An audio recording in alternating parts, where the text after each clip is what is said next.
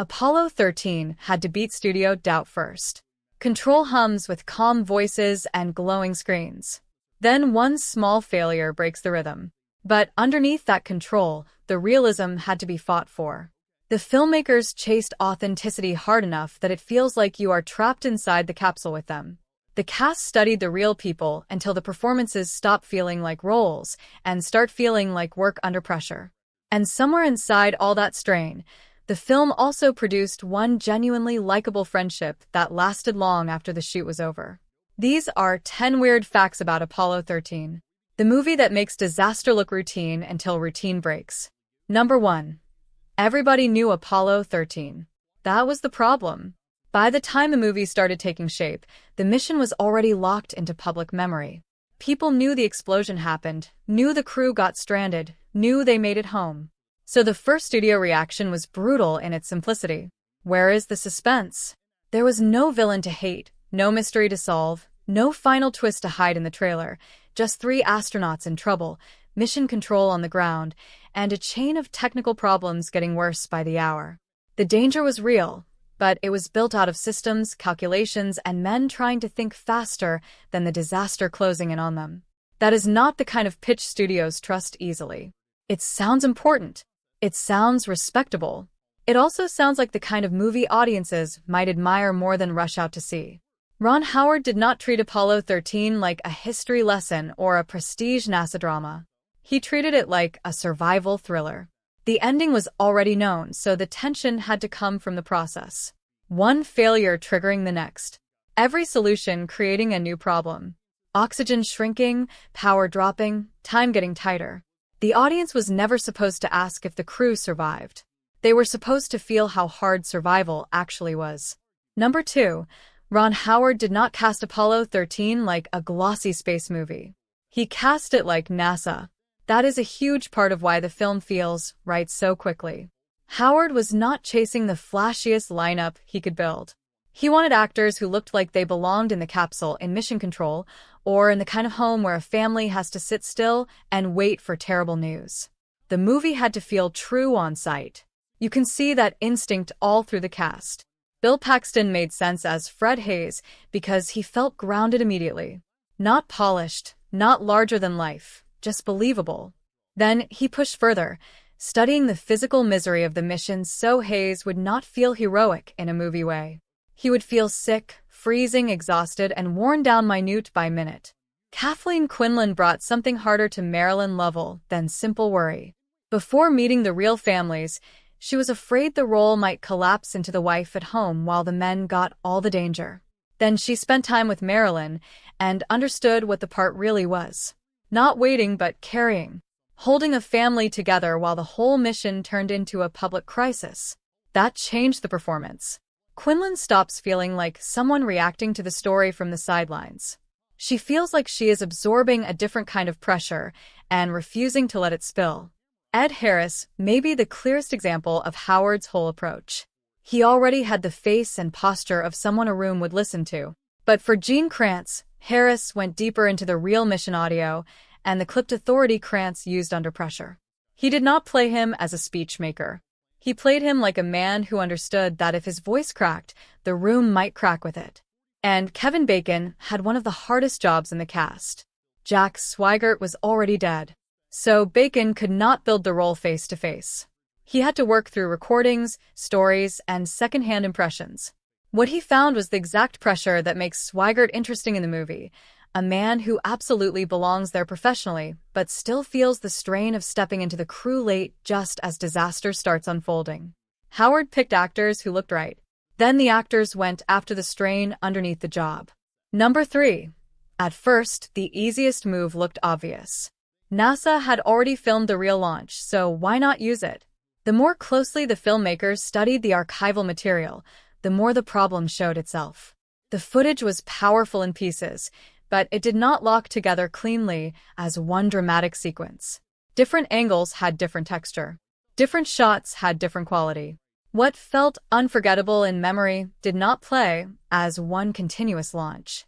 So Howard made the harder choice. He did not want to borrow the launch. He wanted to rebuild it. That sounds backward until you understand what the movie was chasing. Apollo 13 was not trying to make the launch look flashier than NASA. It was trying to make it feel whole. The audience needed to believe they were watching one complete event unfold, not a patchwork of famous old images stitched together from different sources. And from there, the work got brutal fast. Because a Saturn V launch does not feel real just because there is a giant rocket on screen. It feels real because of all the physical mess around it.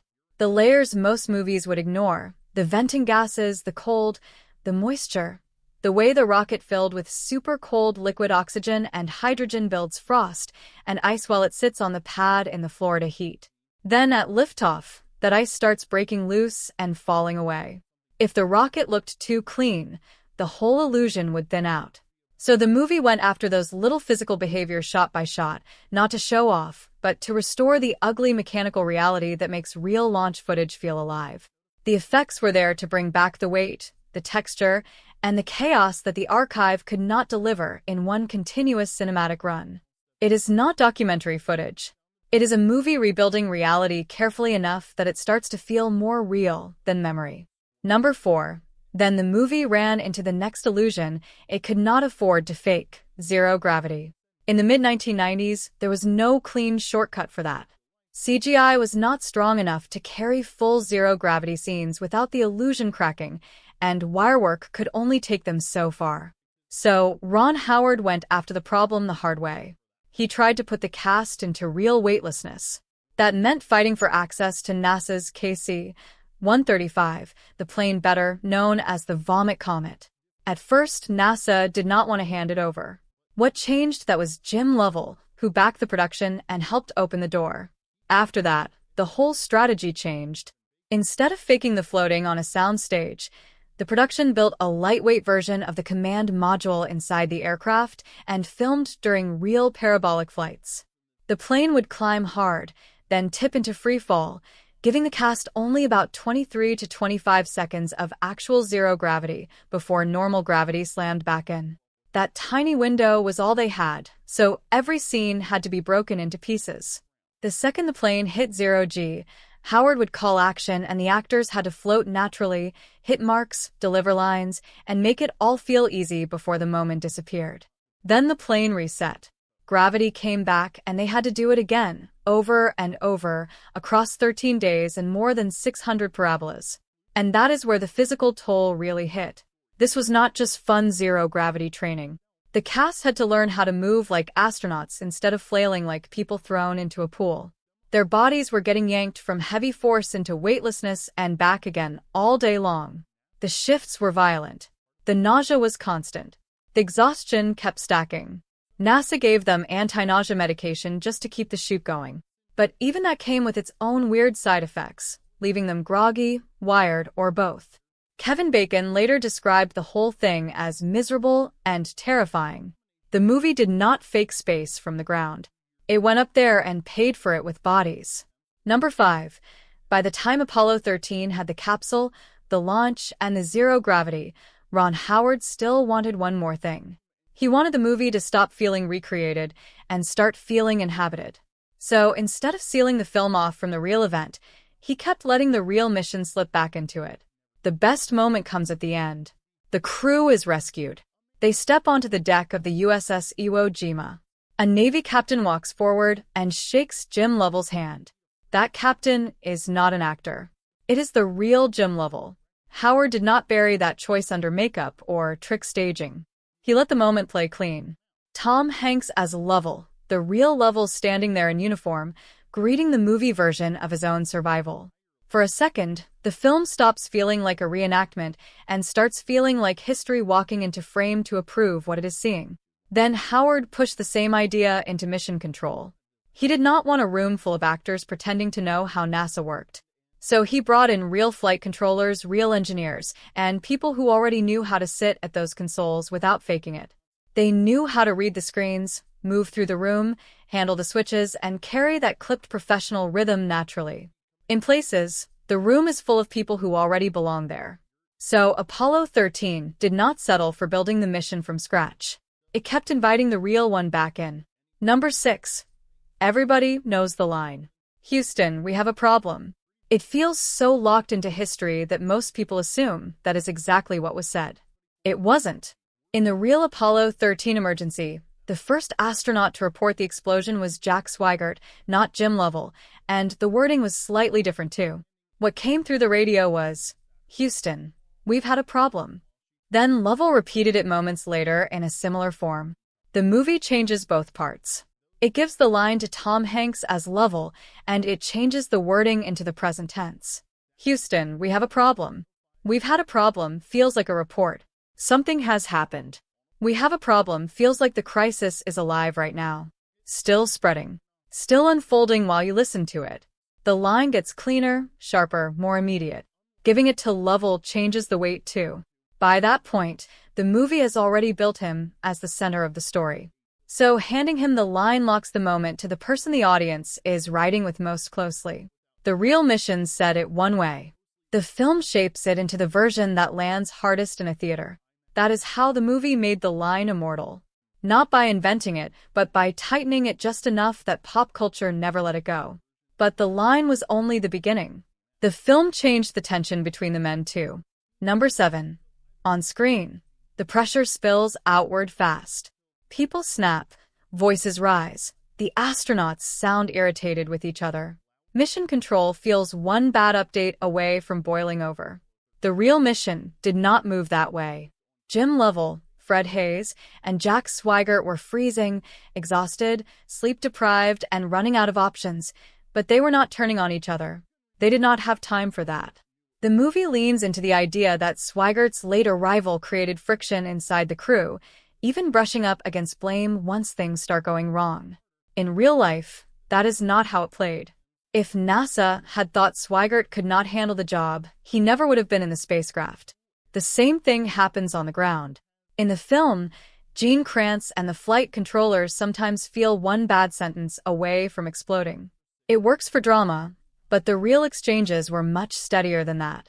Kranz was not losing control of his team. He was holding it together. That is what becomes so striking once you hear the actual mission audio. The emergency comes in. The astronauts report what they see. Houston answers. The spacecraft is in serious trouble, but the voices stay clipped, controlled, almost unnervingly calm. No shouting, no collapse, no movie-style release of pressure, just trained people talking through catastrophe like panic would only make the math worse. The film adds conflict so the audience can feel the strain faster. The actual crew did something harder. They stayed that calm while everything was breaking. Okay, right now, Houston, the voltage is, looking good. We had a pretty large bang associated with the caution and warning. Now, if we need to get home, let's solve the problem, but let's not make it any worse by guessing. Number 8. After all that rebuilding, Apollo 13 finally reached theaters in the summer of 1995, and it did not arrive like a niche history drama. It opened at number 1 with about $25.4 million, which immediately killed the idea that this was only going to play as a respectful retelling for older audiences. The movie hit fast, and it hit wide. Against a budget in the mid-$50 million range, Apollo 13 finished with around $355.8 million worldwide, making it one of the biggest hits of 1995. That is not the box office shape of a movie people merely admire. That is the shape of a film that connected far beyond NASA buffs, history fans, or prestige drama crowds. Roger Ebert called it one of the year's best films. Audiences gave it an A cinema score, which is the kind of grade that tells you people were not just respecting the craftsmanship. They were locked into it. The movie was doing exactly what Ron Howard needed it to do, taking a story with a known ending and making the process feel tense enough that the familiarity did not matter. The audience already knew the astronauts lived. The movie still made survival feel like it was happening in real time. Number 9, for most actors, a movie like Apollo 13 ends when filming ends. This one didn't. It stayed with Tom Hanks and Gary Sinise long after the cameras stopped rolling. Apollo 13 did not just hand them NASA roles for a few months. It pulled both men deeper into the world behind those roles, and both kept finding their way back to it. You can see it most clearly with Tom Hanks. The fascination was already there. He was 13 when the moon landing happened, and it hit him so hard, he later admitted he once wanted to be an astronaut himself. He even joked that the dream died because he was not good at math. Then Apollo 13 gave that old obsession a new place to live. A few years later, Hanks produced and hosted From the Earth to the Moon for HBO, then kept circling back through documentaries, narrations, museum support, and public enthusiasm for NASA. Gary Sinise moved in the same direction, just more quietly. After Apollo 13, he kept circling back through aviation and space subjects in narration and documentary work. He narrated When We Left Earth, the NASA missions, calling it Living American History, and later became the Capcom voice for Mission Space at Epcot. And there is one subtle little echo from the last time Hanks and Sinise shared a movie. Just 1 year before Apollo 13, Sinise had played Lieutenant Dan in Forrest Gump and told Hanks's character, "If you're ever a shrimp boat captain, that's the day I'm an astronaut." Then 1 year later, there they were in Apollo 13, both pulled into NASA history. Like the line had somehow come true sideways. Apollo 13 ended. The space part didn't. Number 10. Apollo 13 did more than make history on screen. It forged a deep friendship between Jim Lovell and Tom Hanks. And Hanks wanted more than a faithful performance. He wanted access to the real Lovell, his thoughts, his instincts, and the quiet strength behind every decision. So Lovell invited him to spend a few days with him in Horseshoe Bay, Texas. And what followed was not some quick research stop where an actor asks a few respectful questions, takes notes, and flies home feeling prepared. Lovell opened the door wider than that. He brought Hanks into his world. Then he took him flying. Because Lovell did not treat Hanks like a celebrity visitor. He treated him like someone worth teaching properly.